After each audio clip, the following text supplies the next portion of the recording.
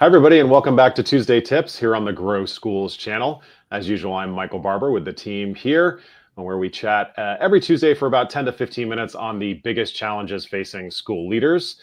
And today we brought in Todd from EnrollStream because we had some follow-up questions from a conversation we did with his team about the right tech for your enrollment marketing initiatives. And during that chat, we had some questions come in on how you measure the effectiveness of enrollment marketing strategies. So we asked him and his team to come back to chat about a few questions related to that.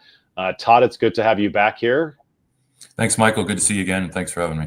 Of course, yeah. For those who stick around for a lot of our Tuesday tips, you'll remember Todd from a previous one, as well as we've had Todd on our Grow Enrollment Summit. So it's nice to have him back for a couple of questions on how school leaders can measure that effectiveness of their enrollment initiatives.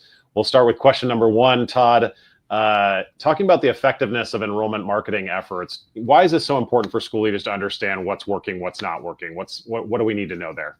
Yeah, you bet. I mean, I think we all know, school growth and enrollment really very much relies on your ability to have good marketing and recruiting activities.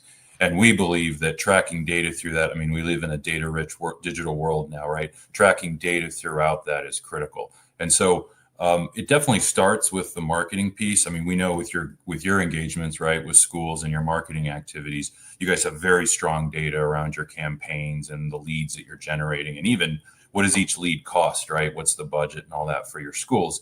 We strongly believe it should also then, that data should persist even beyond just the lead gen and into actually what students are actually enrolling from those activities, and how good is the team in recruiting them.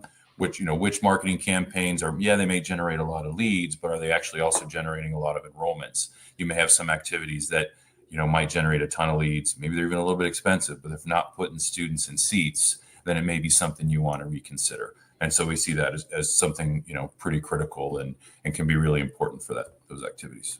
Yeah, when school leaders are doing different campaigns, because obviously as they get through the year, they're going to do different campaigns to, recruit either families' attention or kids' attention on selecting their school. One of the things that can be helpful with making sure that those campaigns are, benefiting them is that sort of real-time feedback. Can you talk about specifically how tools and the use of technology can help schools gather, real-time feedback around their marketing campaigns to figure out what's working best, where they're spending the right dollars? Yeah, great question. And the good answer is it's becoming easier and easier. I think in a nutshell, it's about digital connections first. So especially any digital marketing that a school is doing or their social media, it's really pretty easy nowadays to put hooks or things behind the scenes that really track the data throughout. So for example, if you're doing an Instagram campaign, you can log into Meta and have a dashboard and see a lot of that effectiveness and how that works. And then we also feel that, even beyond that, beyond just social media, whether it's a flyer or a yard sign, something like that, there's things like QR codes. Folks probably mostly have all used a QR code here probably in the last week, but being able to get to that level of detail digitally and have those unique campaigns out there allows schools to really track behind the scenes. I mean, it's one thing to ask your student or your family, hey, how'd you hear about us? And schools should do that. But maybe they get that wrong, or maybe they heard about you from a few different mechanisms. If you can also behind the scenes track data, then one is, it's accurate, at least in terms of which QR code they snapped or which digital ad they clicked on, but also then allows you to have really fast real-time data to make better decisions and faster decisions going forward. Yeah, and so important to know, obviously, like what a marketing initiative is working well and not. Can you just talk to us about the importance of all that tracking when, you're thinking about your school board or reporting to the school board and school leadership about the effectiveness of that? Is there other things that are helpful there for school leaders to consider? Yeah, absolutely. I mean, we all know reporting is huge, whether it's just you making decisions again, or whether it's reporting to the board or other school leadership. Absolutely. So I mentioned the Instagram Meta dashboard, for example. There's some things right out of the box that you get from your campaigns as you're doing it, which is great. It can be very useful, but it kind of is one spot here. Like if you also have a Google campaign, you have to go log into Google and see that. And so then another way to even turbocharge that would be, say, connect to a CRM, customer relationship management system, or a similar platform and connect it to your campaigns and your other activities that you're doing. And so you've got some stuff digitally connected, other stuff entered manually or connected to other systems. And that allows you to really then broaden that reporting. So I talked a little bit earlier about not just lead gen, but into actual enrollment, and then even marketing ROI, right? To get a little bit, jargony there, return on investment. A lot of schools are focused on that, and they should be. So allowing to see that across the ecosystem in real time. So whether it's, again, decision making that you need to do on the fly, or there's a board meeting tomorrow or a school leadership meeting tomorrow, I need to prepare it. If those reports are ready and even already consumed by your audience on a regular basis, that can make that entire process a lot better and more effective in terms of the decisions that you make. Yeah, I want to stick on this tracking conversation. What are things that school leaders are doing wrong when you typically see what they're doing from a tracking perspective? What's getting missed? What are they not capitalizing on? Where are they making some mistakes when it comes to tracking the effectiveness of their campaigns? Yeah, sure. So a couple areas. One is, starting with a goal in mind, right? Like there's a lot of data out there. I think people understand data is important, but you can't just go in and say, I'm going to collect a bunch of data. It helps if you start with a goal. Doesn't mean you can't evolve it over time and do more and more. In fact, a lot of our customers do that, which is awesome. That's the journey we want to see them on. But starting with a goal. Is it grow enrollment? Is it reduce cost of marketing while not losing enrollment? Whatever your goals are, understanding what that is number one.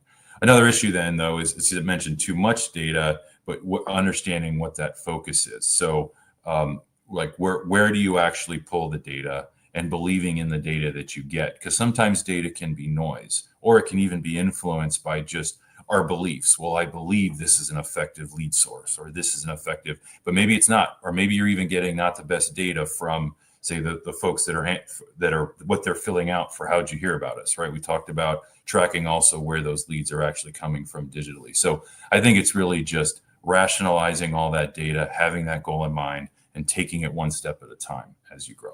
Yeah, your team has a ton of data at your disposal, obviously, because you work with so many schools and have that CRM level data. I can't wrap up this conversation without asking a couple of interesting questions around what you've seen from the schools you're working with over the last couple of months as schools have gone through this initial enrollment season, if you will. What were the most successful lead sources for the schools you worked with, and how can school leaders that are listening in capitalize on them?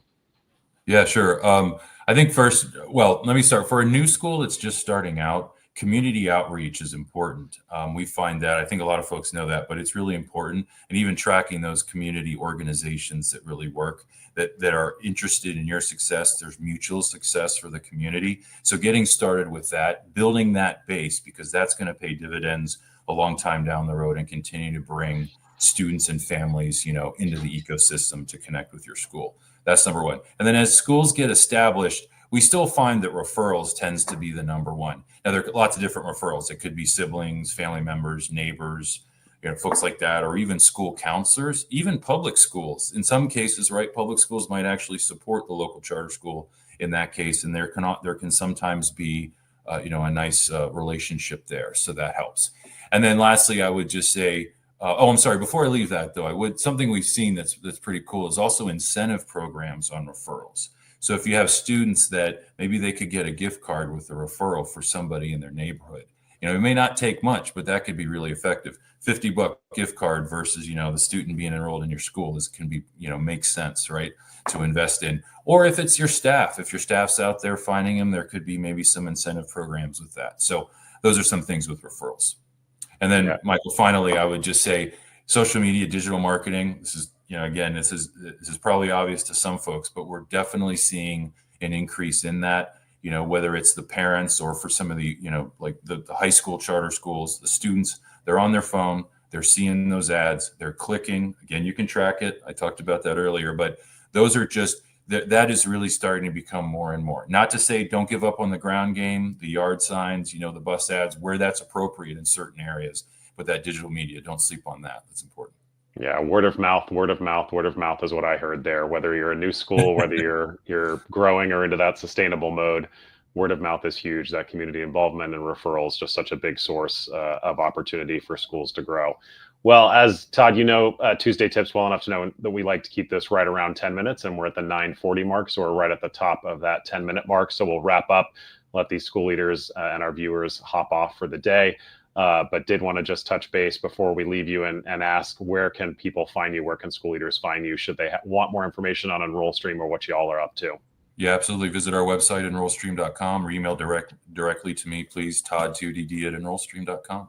Awesome. Well, we will make sure we drop those into the show notes and the captions so that people can find you as easily as possible. And we'll say a big thank you for joining us today for a conversation on how to track all that effectiveness of what's working and what's not working with enrollment marketing initiatives. So thanks again, Todd.